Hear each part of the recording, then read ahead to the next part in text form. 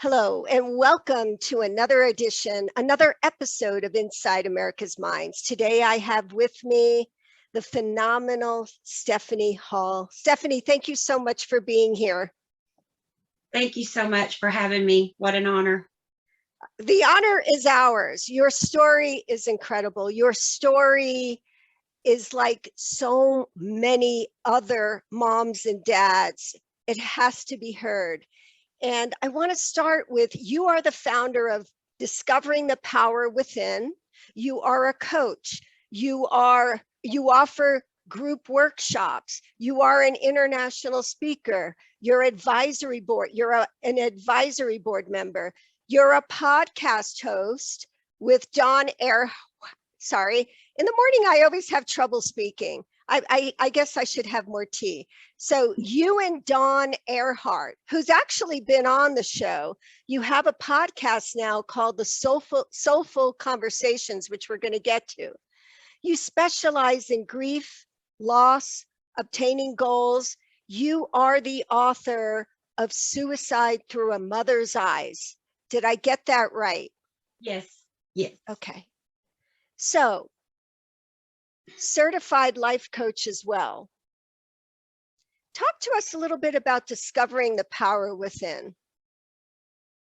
That is my company that I do life coaching from. And I just, that's what I want people to do. I want them to discover their power within. A lot of times we can ask people, what is your dream? And sadly, not a lot of people even know that they can do that. They don't know what their dream is. And so discovering the power within, I just try to help people find their purpose, find their passion, and then bring that to life. Well, and especially in these days, these times and these days, what do you find, at least in America, to be the number one challenge that people are facing today? Well, I just think that, a lot of it is self-love, learning how to love ourselves, and then learning how to listen to our thoughts.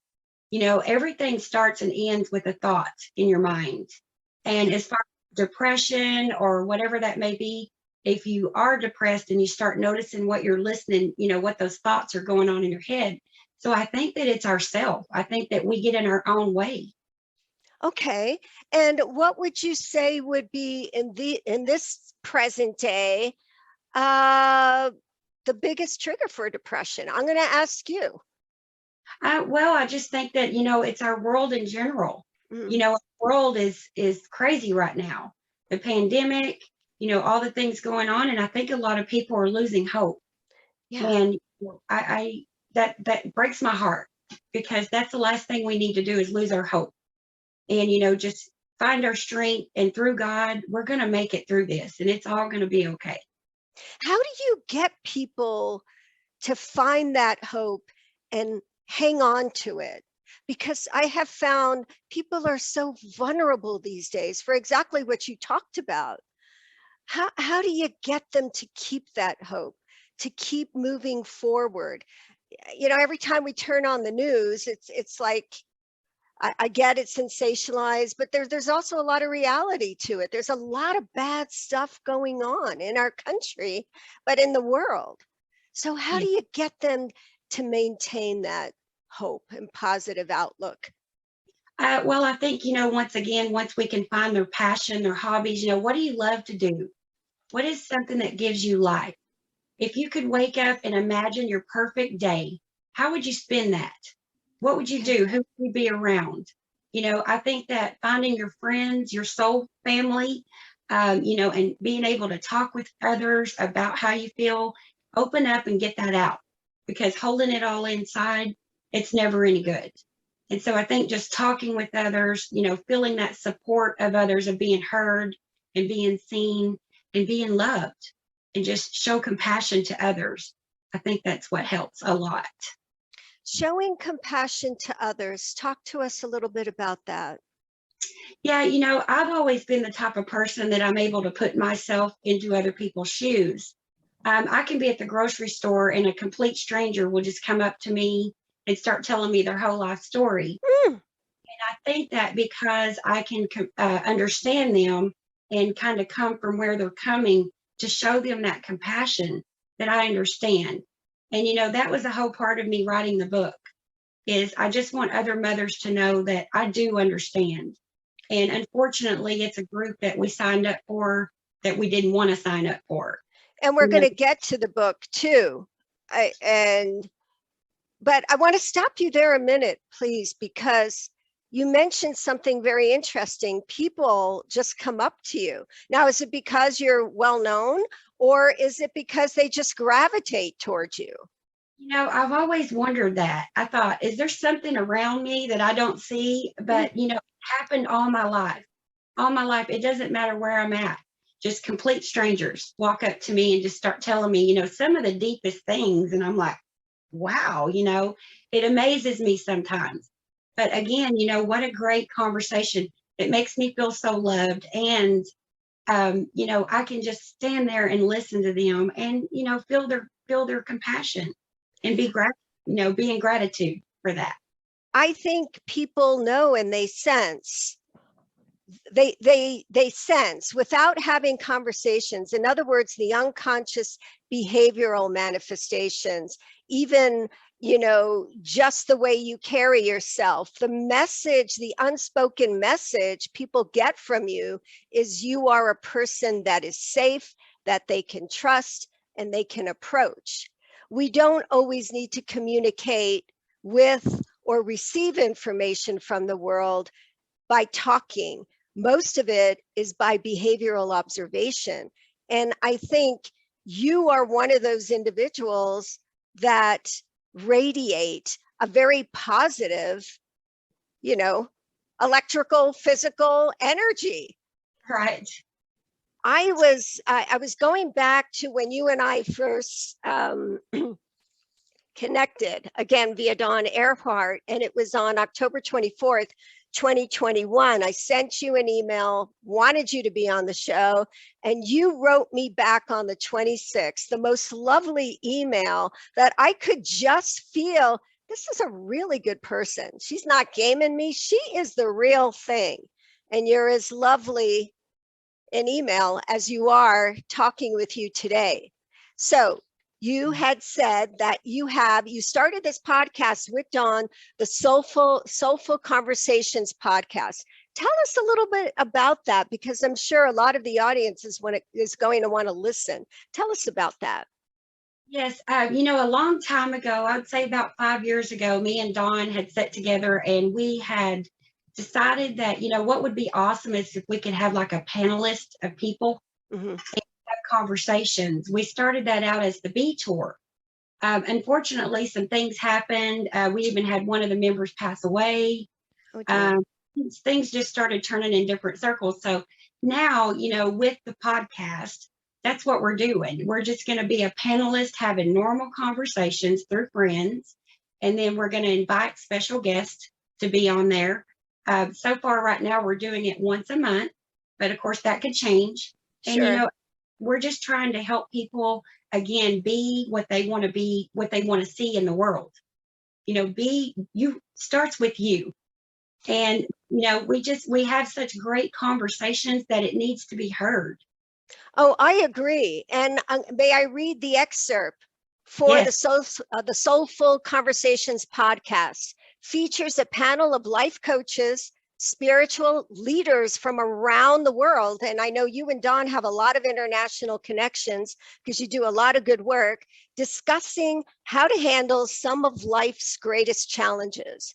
We will be sharing stories of courage, hope, and inspiration with you, our faithful listeners, to live your happiest and most fulfilling life, full of purpose and passion for yourself, your families, and the world. We are here to be the change we wish to see. Let the conversation begin. Wow. That is a show I'm definitely going to tune into. Yes. Your book, Suicide Through a Mother's Eyes. Just reading the title evokes a lot of emotion in me. This is my personal story and experience of losing my son to suicide. My worst nightmare has come true. My hope is that my story will comfort and inspire anyone who has lost a child or loved one to suicide.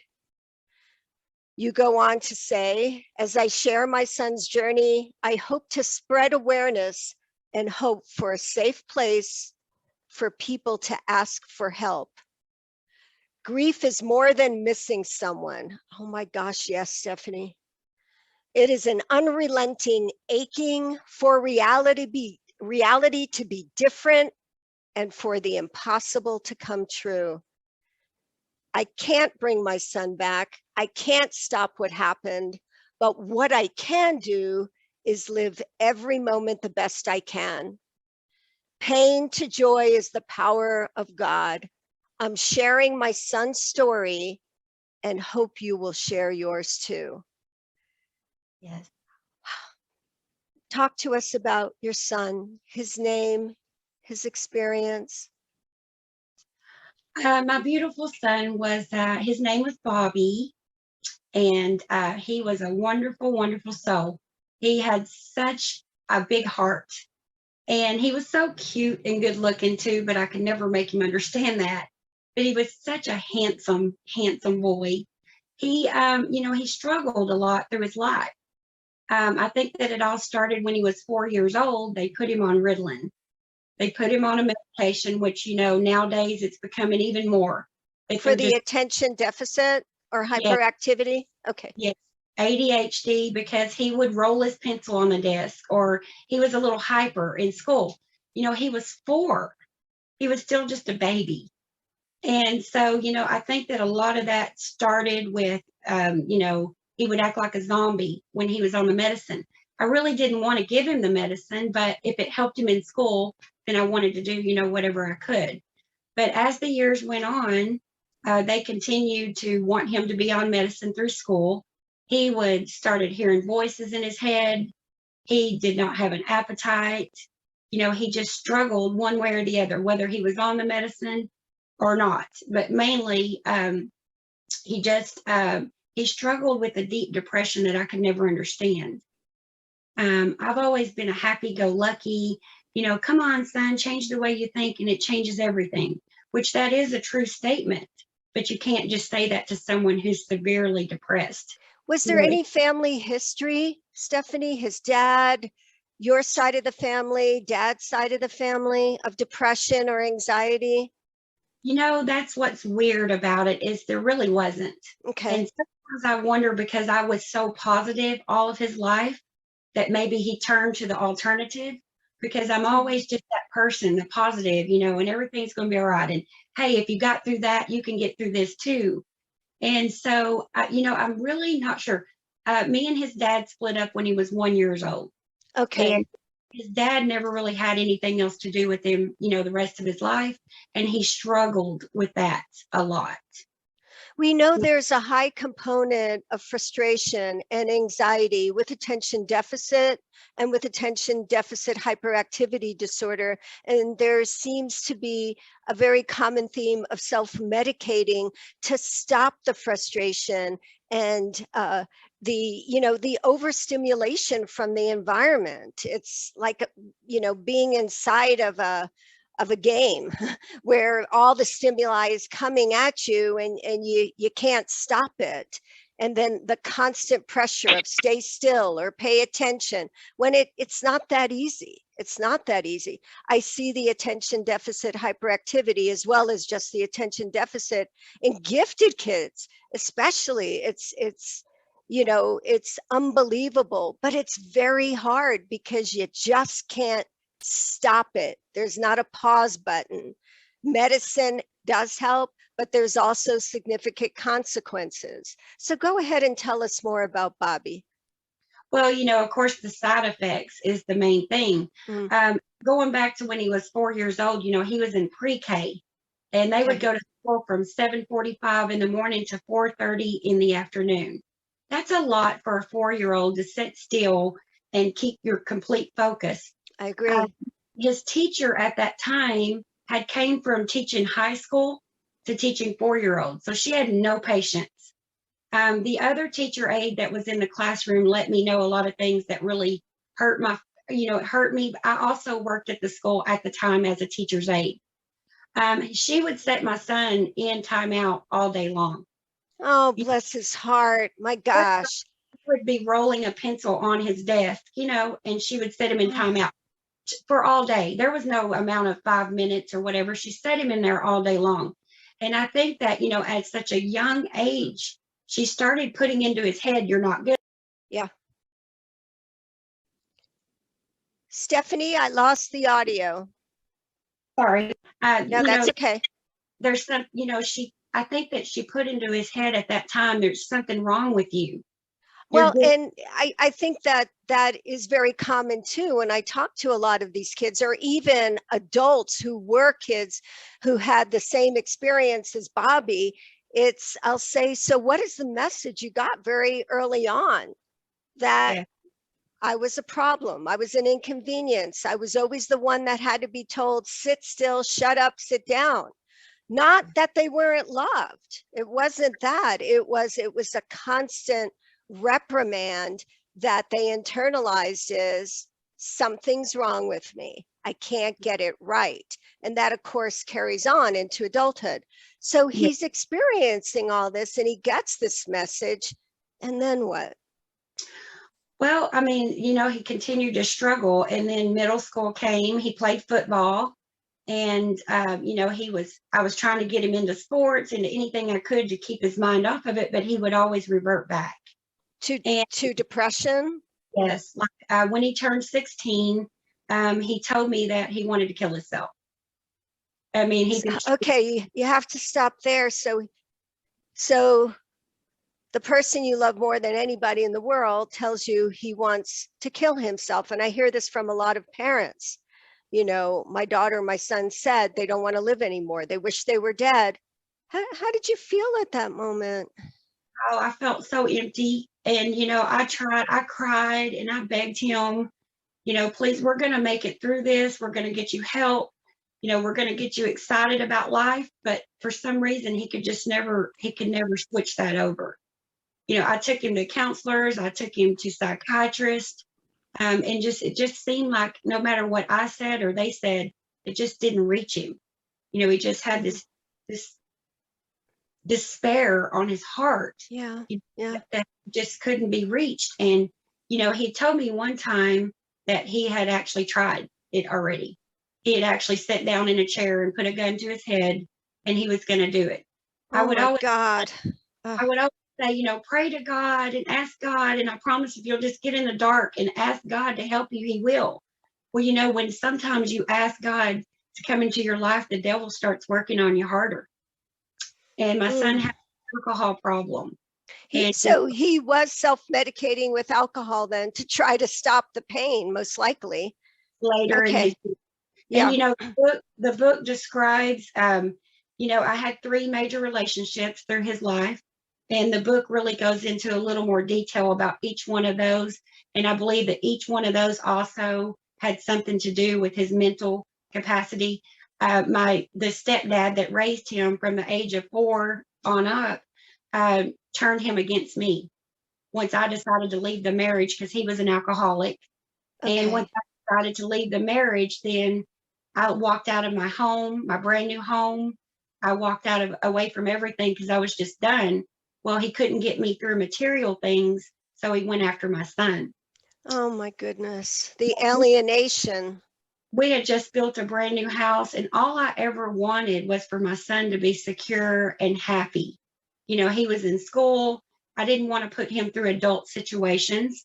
Even though he saw what we were going through, both of us living with an alcoholic, I sheltered him a lot from things that was going on. Well, I think that as moms, that's what we try to do. I often think, and this is what I tell friends, but also clients, is that we spend a large part of our children's childhood protecting them from a world we spend a large part training them and preparing to release them into. It's very difficult. Yeah, well, I was only 16 when I had him. I Okay. was 16.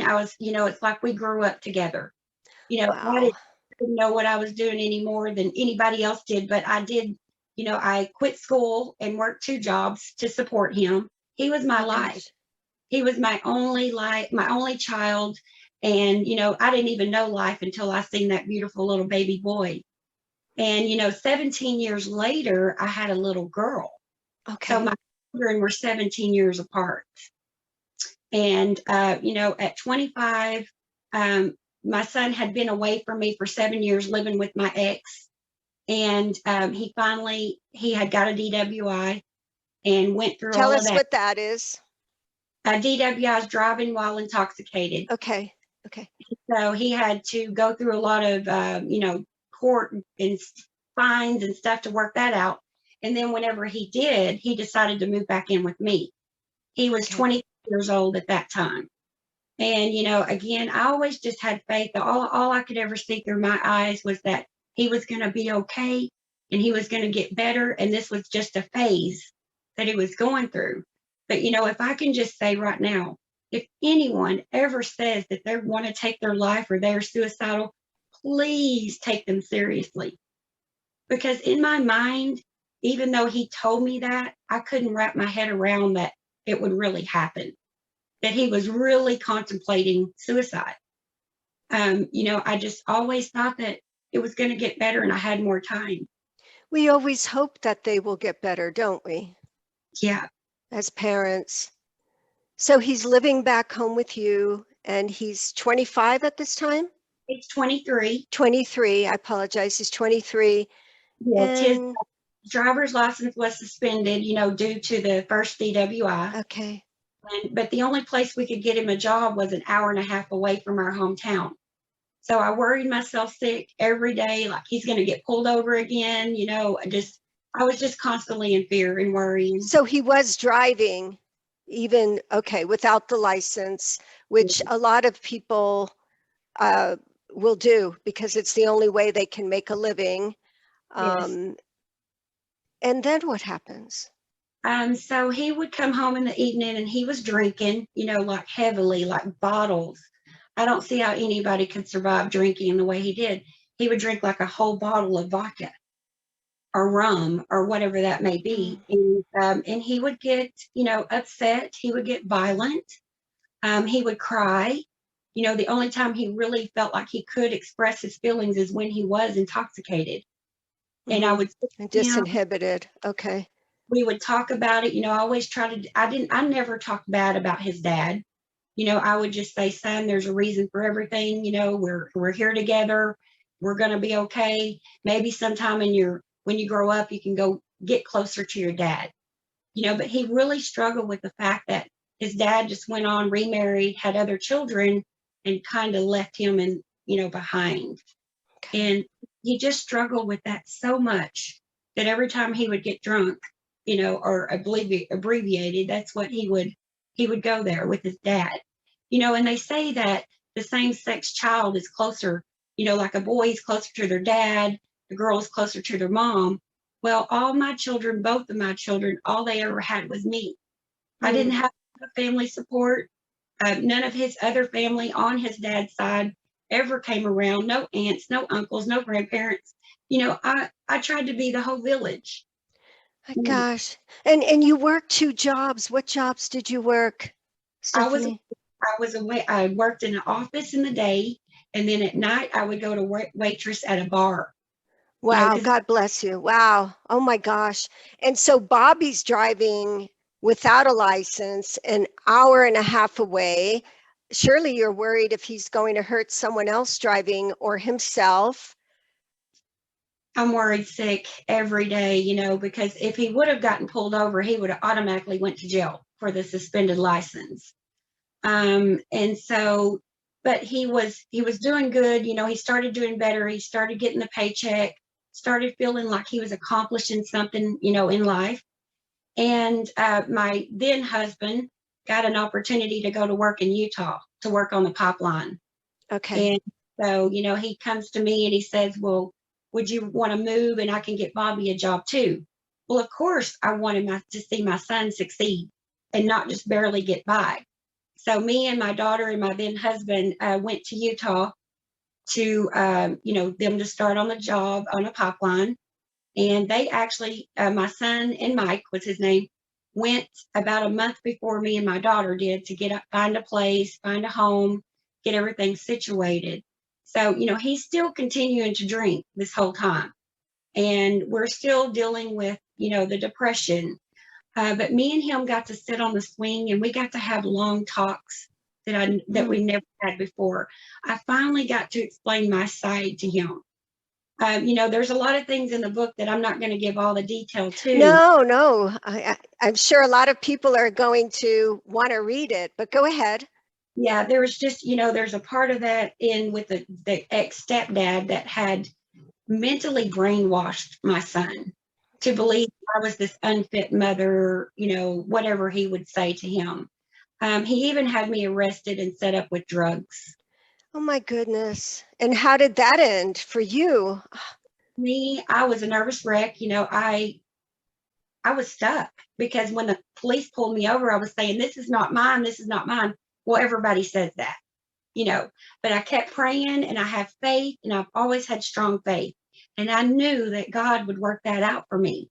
So then in the meantime, I got pregnant with my daughter. I had my daughter. She was 2 months old and I got indicted on the charges.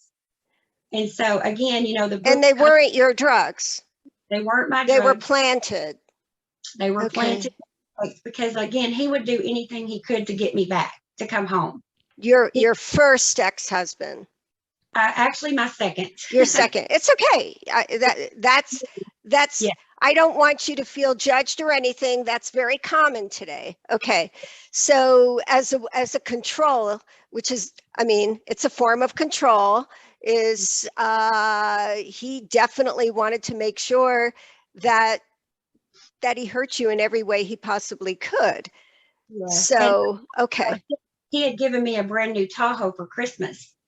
And when I left him, I left in January, and he was so upset that I took that new vehicle that he was going to do anything he could, to get it back. I won that vehicle in court because he gave it to me as a gift. Okay. And it was just eating on his mind. He couldn't stand it. And then, like I said, so when I went to court, I begged them. I told my attorney, I only had a court-appointed attorney. I begged him to let me do a lie detector's test. I said, this is the only way that I can prove that I'm telling the truth here, and what's been happening. I couldn't prove that he set me up. And where's your 2-month-old daughter at this time? She's in my arms as I'm literally in court, and I'm oh my goodness. Okay. And he comes back and he says, well, I've got good news and I've got bad news. I said, okay, give it to me. He said, you passed your lie detector's test and they're going to drop the felony charges. But because they pulled you over in a school zone, they're going to charge you with a misdemeanor and they want you to do 15 days in jail. Oh my goodness. So I just started crying and sobbing. I'm like, what am I going to do with my precious new little baby? And so then he went back and asked the judge if I could do just weekends, if I could just come in on Fridays and leave on Monday mornings. And in the prison, in the jail. Okay. Yes. And what state is this in? Is this in Utah or in? This back in Texas. In Texas. Okay. This is actually before we went to Utah. Okay. Yeah. And so I would go in there, on a Friday night at 5:00 and come out on a Monday morning. And what I found myself doing in there was counseling the women that were in there. Oh my goodness. I was going to ask you, what was that like being in prison for even a weekend? And I've never heard where they would let somebody just go in on the weekend. It was horrific. And, the women in there were, different reasons why they were in there, but they all had babies and kids. And, and I'm just like, make your babies first, put your kids first. It's so important. So, there's a hierarchy in prisons. So did you have any trouble? Did you have anybody try to bully you, or did you feel a bond with the women there? I felt like I was their saving grace. I know that sounds so crazy. No, it doesn't. It doesn't sound crazy at all. I would stay up with them all night, not preaching, but counseling them and just telling them my story and what I'd been through. And, I really was an innocent person in there. And it made me fear, like, how many other people are in prison that Yeah. are innocent. And you also, it sounds like you listen to them, which is a gift, is to hear somebody else's story, I Yeah. think. So you do the sentence, and then what happens? So then I get out, and of course, I have my daughter, and I'm kind of going back and forth in stories here that's maybe It's getting a little, okay. You're fine. but that was Shelby's dad that I was with during that time, my daughter's dad. And when she was 5, me and him split up. Okay. And, I just, all 3 of these relationships were toxic. They were all narcissist. So we could say that, like many people, you fall into a pattern of being attracted to the same personality type. Okay. Yes, All right. definitely. Which is, oh my gosh, so common. All right. Going on. I could write a book about that, in itself is about the toxicity. But what it all boiled down to is with my third one, the one that we went to Utah with my son, he was a psychopath. So I had to get the grandiose of them to finally get it.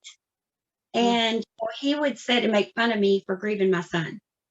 He would be like, oh gosh, are we going to have a day like this? And, I couldn't understand how someone could be so cruel, because anyone would understand you've lost a child, you're going to grieve, you're going to have bad days. That's just all there is to it. No one or nothing can take that away. But this man, after 7 years of being with him, then he went back out to work on the pipeline. And I had actually, me and my daughter had went with him back out on the road to work on the pipeline. I worked on the pipeline with Oh, him. wow. We worked 7 days a week, 12 hours a day. And my goal was to make enough money so that we could build a house and we could come home and I could have a home to, raise my daughter, put my daughter through middle school. So we done that. I saved up enough money and we actually purchased the home. We purchased a manufactured home In Alaska. in Paris, Texas. Oh, in Paris, Texas. Okay. Well, I was thinking Alaska. That's my mistake there, the pipeline. And so did you go to Utah or not? Yes, we did go to Utah. Okay. And they worked there for a little while. And that's actually where, that happened to my son, is in Utah. Okay. Now, your home state, where were you raised? Paris, Texas. In Paris, Texas. Okay. Yes. Bring us up to Bobby's death. Okay. So back again, we're in Utah. We moved to Utah. They came back at me and my daughter. This was my last husband. Okay. And the thing about it is he won over my son. And my son didn't really like a lot of people, especially people I dated. He was real, protective of me. But he loved Mike.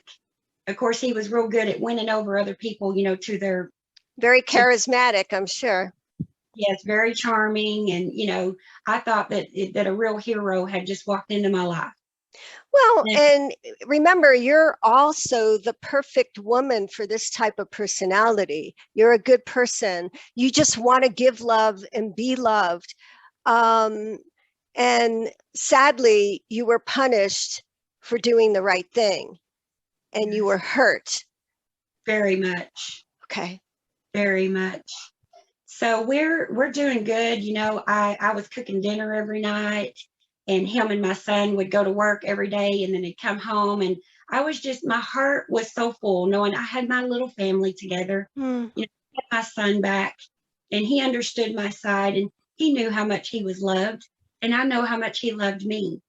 And so again, he had a little apartment that was adjacent to ours. Okay. And he had his own little place. And he would come over after work and I would cook and we would all eat dinner and then he would go to his little apartment for the rest of the day. So what was this the happiest time for you? Yeah, like we went to a day. I hope I don't cry. You be you. And again, what a privilege just to have you talking about this. So thank you. You be you. As soon as we moved there, we went to a little cafe to have lunch. My daughter, my son, and my husband at the time, that I didn't know anything was wrong with him. I just started crying. And they were looking at me like, what is wrong with you, Mom? And I said, I'm so happy. These are happy tears. Because I just felt like I had my little family together and we had a new start and everything was just going to be grand and great from here on out. So they continued to work on the pipeline. Now, this was in February that me and my daughter moved, and we were all there in February. What year, Stephanie? This was 2012. Okay. So they continue to work. We continue to get closer. I felt I would go over in the evenings and watch my son play guitar. He was very talented at drawing and different things. And I was just my heart was just so complete knowing that he was there. And again, we still had these talks. He still was depressed. I still tried to say anything I could to change his perspectives.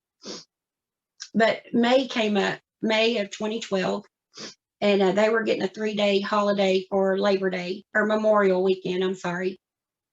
And my husband at the time asked me, did we want to go to Yellowstone National Park? And so I asked my son if he would go with us. And at that time, I had just a little convertible Mustang.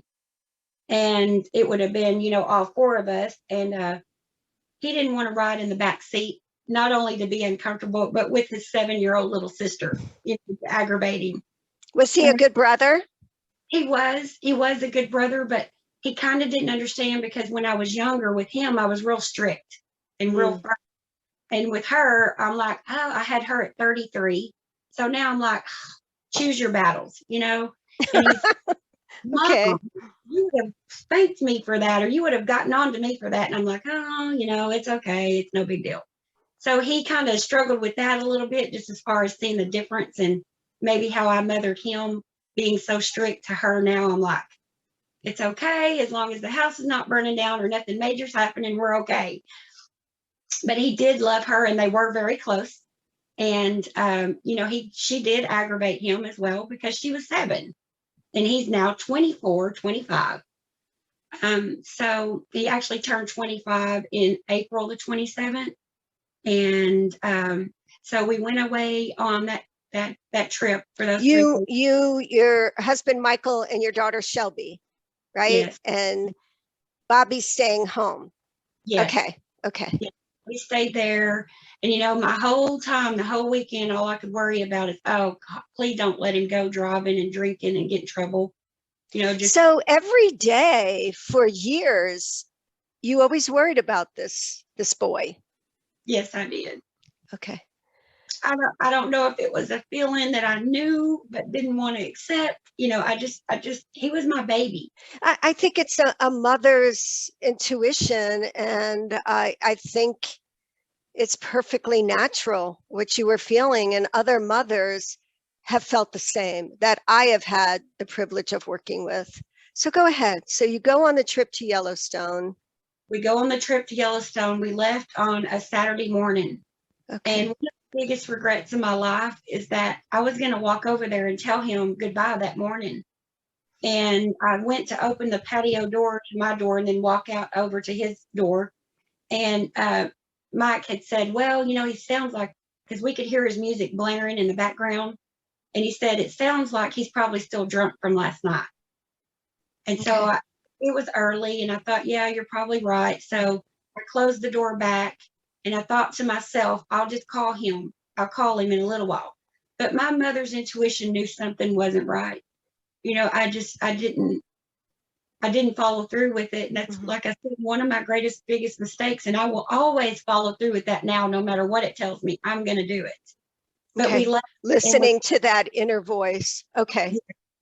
So we left on a Saturday and we drove all the way to Wyoming. So we get to Wyoming and we pull into these little cabins and decided to stay for the night. And again, I'm kind of giving a lot that's in the book, so I don't want to keep, really real details, but because I want to leave some to the imagination to read the book. Absolutely. But to make a long story short, there became a blizzard while we were there. And so the very next day we had to turn around and go back home to Utah. And Okay. so as soon as we pulled up, I saw his truck in the driveway and I thought, oh, thank God, he's okay. He's here.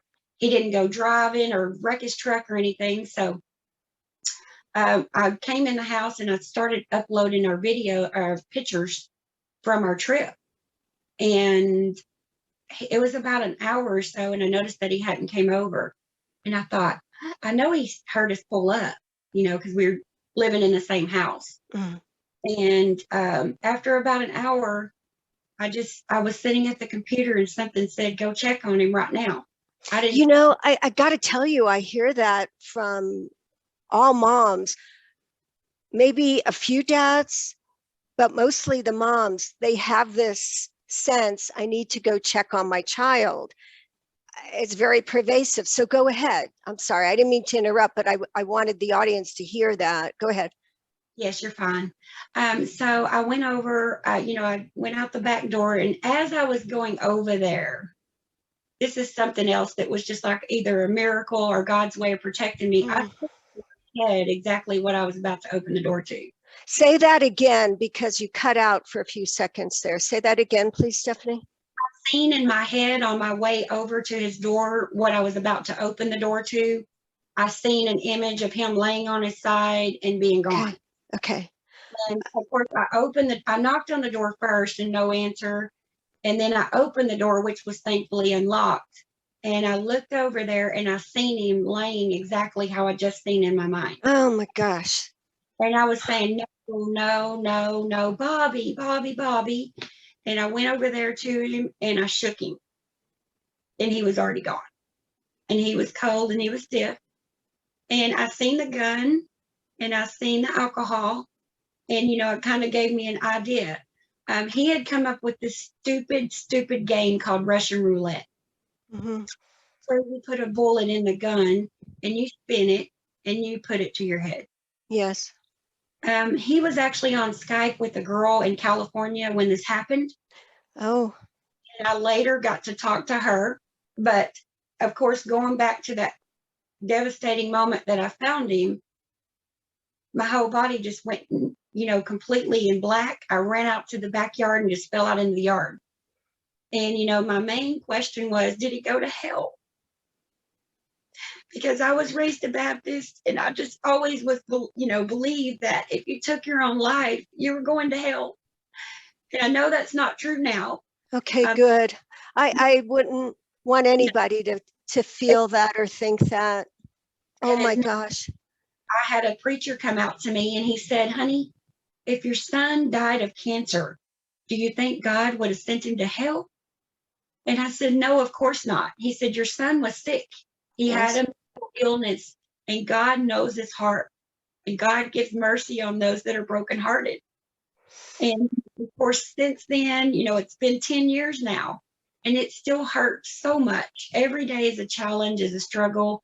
I have to wake up and make a choice that I'm either going to let this, take me out for the day, or I'm going to get up and make the best of my life. Please say that again, because that's so profound.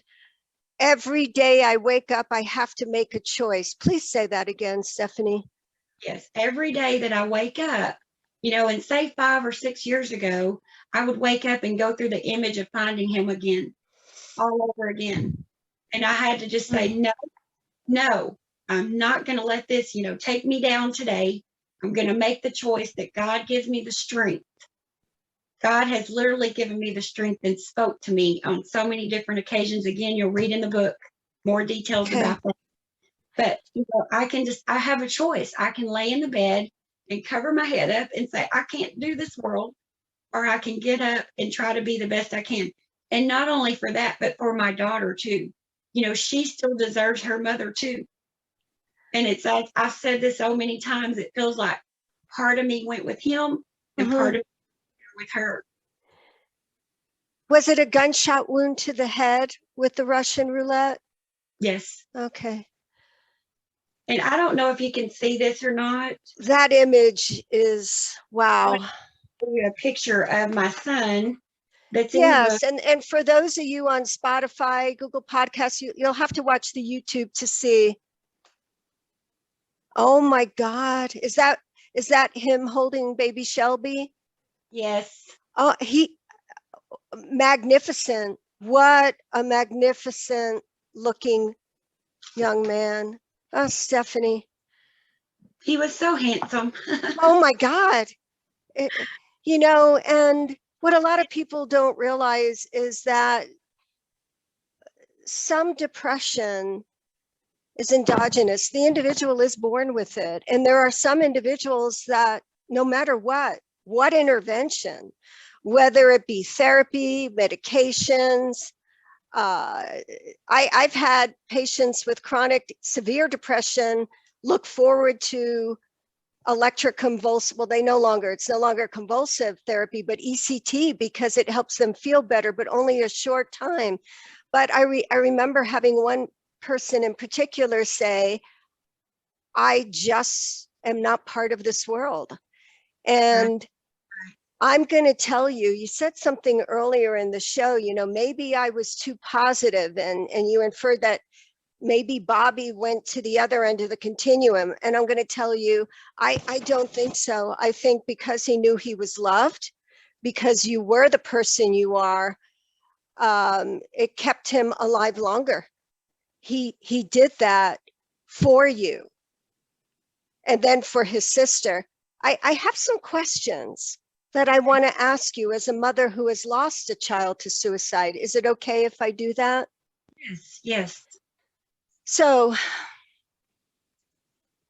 many moms and dads that I talk to after losing a child and an adult child, I just want the audience to be defined, regardless how old our babies are, they are still our children. Yes. They talk about hearing their voices, they talk about seeing them, they talk about feeling them. What are your thoughts and experiences? Because I really want to normalize this for the people who have had one of the most, probably the most difficult trauma to get through in life. Yes. Against the natural order of things is to outlive your children. But have you had any of those experiences after Bobby died? Most definitely. I think that's going to be my next book. I've Okay, had good. so many signs, so many that I could actually write another book about them. And, it's things that happen that you can't explain. Like But, what? Tell us about that. okay, so like, for instance, my son loved 4th of July. And so I don't know how many 4th of Julys it was past him being gone, but me and my daughter and my husband was outside playing, popping firecrackers, and it was almost dark. It was just right at the brisk of dawn or, sunset. And my daughter was scared of the black cats. My husband was throwing the black cats and she would run and hide. Well, my son was the same way. When he was younger, he was real scared of like loud noises and firecrackers. So I'm just standing there, and about this time I seen this shadow come in my peripheral and it landed on my hand. And I want to tell you, it was a butterfly about that big, Mm. the hugest butterfly I've ever seen in my life. It was blue, dark blue, and black. And the thing landed on my hand. Well, because I'd seen it in my peripheral, it scared me. And then when it touched me, I said, ah, and I Sure. just went like that, and it just flew away.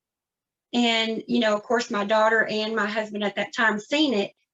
And I just broke down and cried because he knows I love butterflies. And So he was you knew, you felt and you knew in your heart of hearts that it was Bobby. I knew that was him. Okay.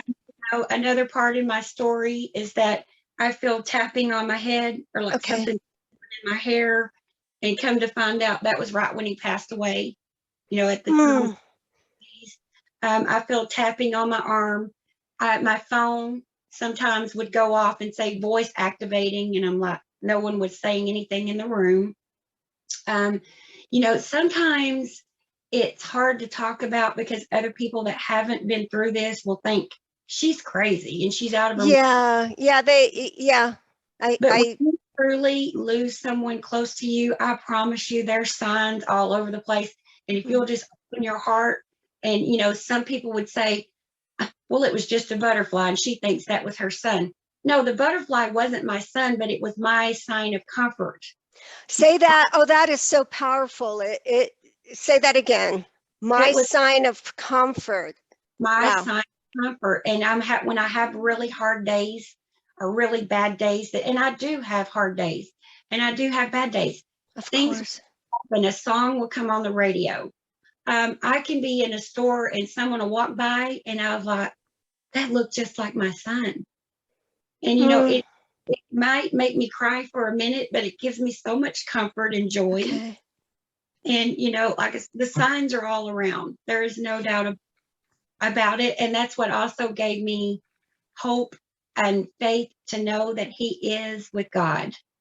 And there's starting to be more and more literature about the experiences that individuals have with the loss of people we are bonded with, and different dimensions of living. And I believe it was Einstein, I'm not sure, but he said energy never dies, it regenerates into the atmosphere. And we know as human beings, as forms of life, we are electrical energy and chemicals. And I surely would not be so arrogant to disbelieve that there is communication there with those that have left. And I believe they are constantly part of us in many ways, in many ways. Yes. So the fact that when you get these signs is comforting. I'm so happy to hear that. Other Mm-hmm. questions? One thing that I experience with my clients who have lost a child, there's a lot of shame and guilt that the Yes. parent feels. I Yes. should have opened the door. I should have checked on him.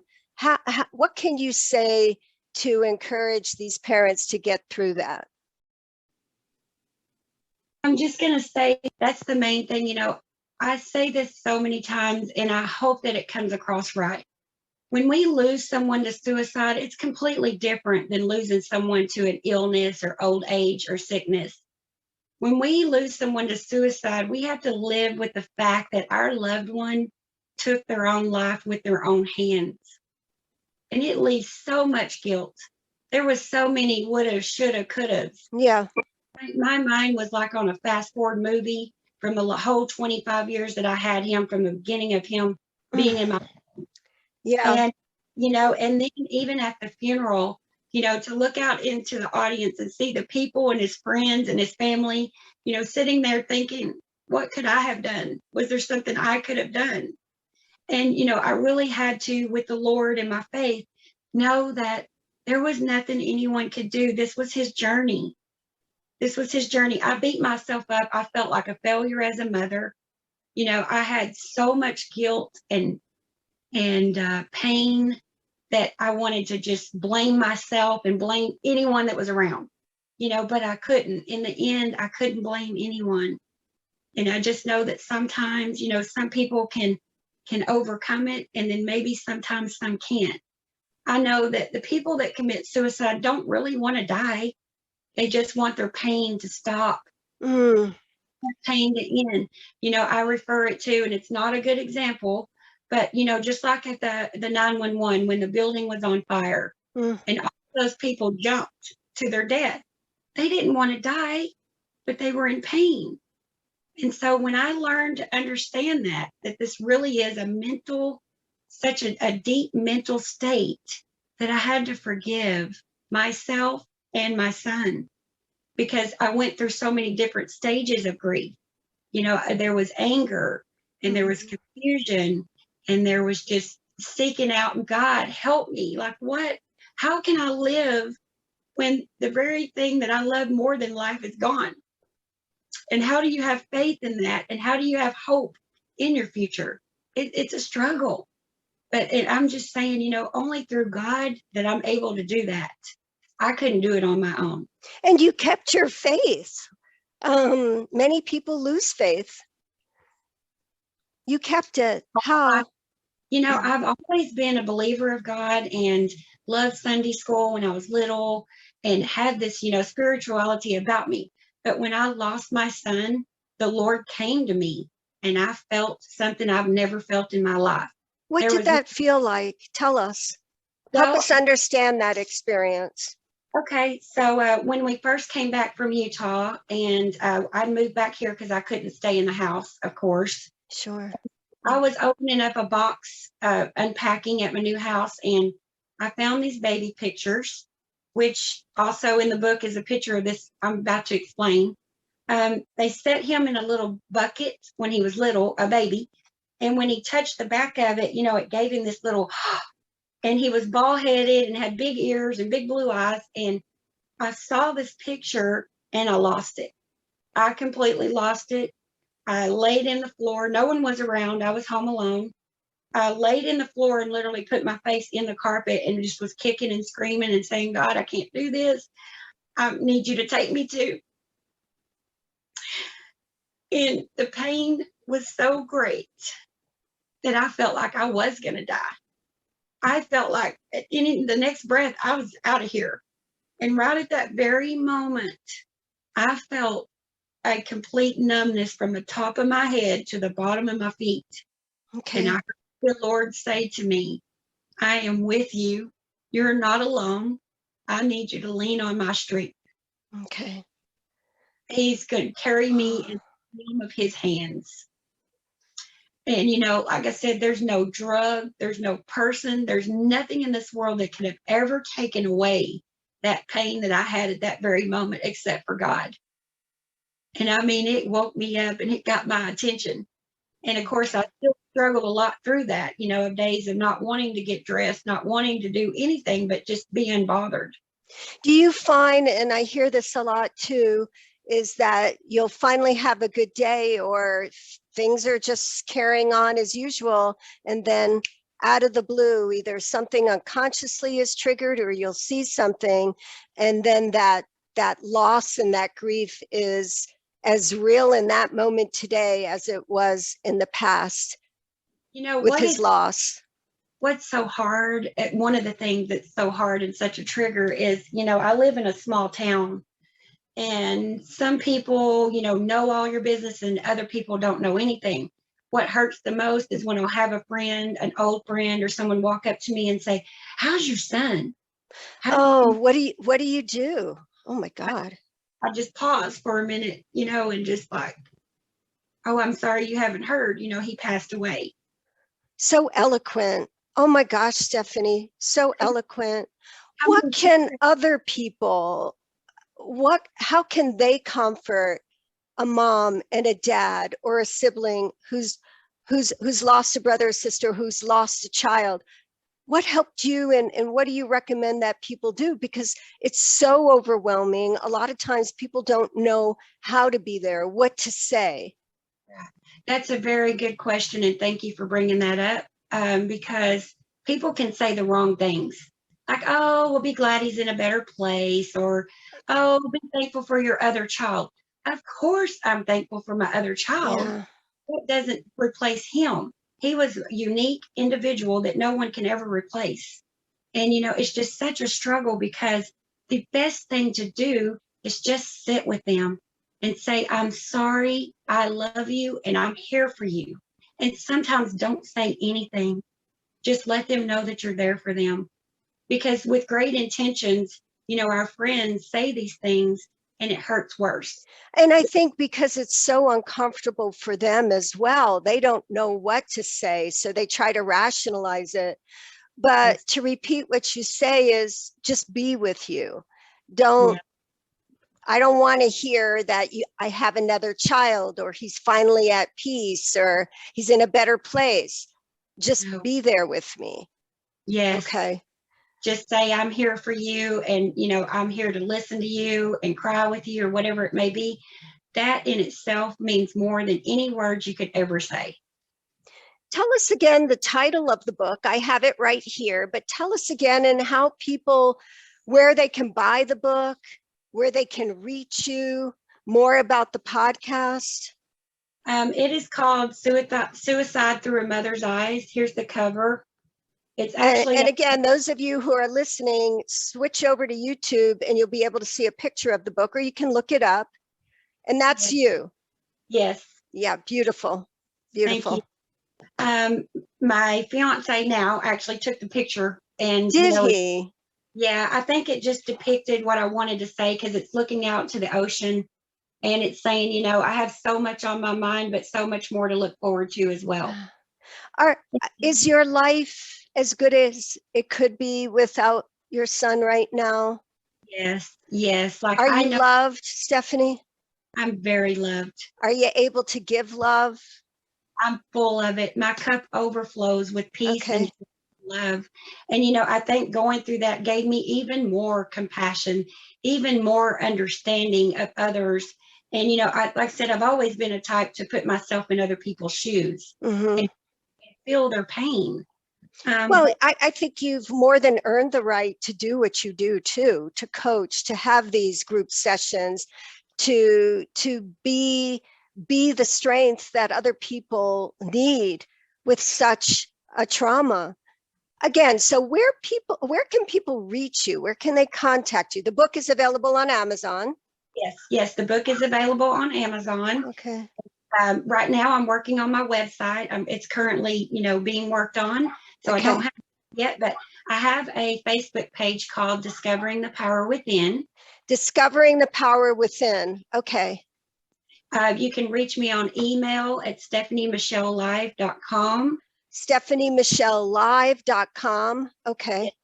And again, I'm always available. I work with people who struggle with grief and loss just to help them ease their pain. I don't have all of the answers, and I'm not an expert in anything, but I can say through my personal experience, what I've learned, how I come through it, how I continue to heal. It's a daily thing too with healing. And, just like I said, to not only find the strength to get up and do that, but then to also just, I love, it's my purpose to help others. I always tell everybody else, find out what that is. What do you love to do? What gives you joy? What gives you strength? I think that it heals me too, to be able to tell my story, Mhm. and then in hopes that it would make someone else feel comfortable to tell theirs. And let's talk about it. Suicide is so, in mental health, it's not being taken seriously enough. So suicide is one of like the fourth or fifth leading causes of death. Yes. There's no real help for it. Most of the time they want to put them on medication or lock them up. And it just goes so much deeper than that. To get to the root of Mm. where their is, to show them that, look, you're unique. You have a thumbprint that no one else in this world has. And with that thumbprint, you are meant to bring something special into this world. What is that? I say that the cemeteries is one of the richest places in the world, Mm. because all those people died with their dream. And Wow. that's Wow. my now, is to help bring that out. People may not know what that is. That's what I love to do. Let's talk about it. Let's ask you questions. Let's get curious about it. And imagine if your life was everything that you ever dreamed it could be, that you loved waking up in the mornings and jumping out of bed, excited for what you would. What does that feel like?